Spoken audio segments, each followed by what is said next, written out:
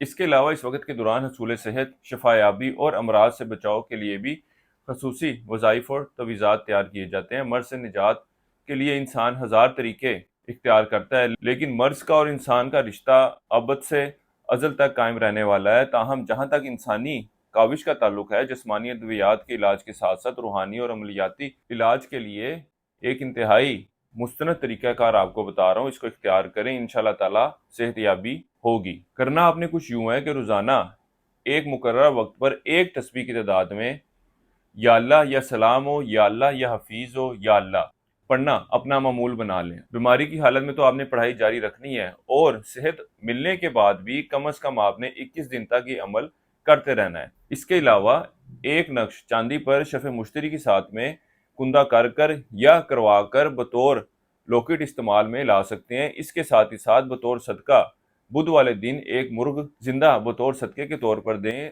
گو کے صدقہ گنجائش کے مطابق ہوتا ہے، مرغ کی ہمت نہ ہو تو کوئی بھی جنس بطور صدقے کے طور پر دے سکتے ہیں۔ اگر صاحب حیثیت ہیں تو بکری یا اس سے بھی بہتر صدقہ دے سکتے ہیں۔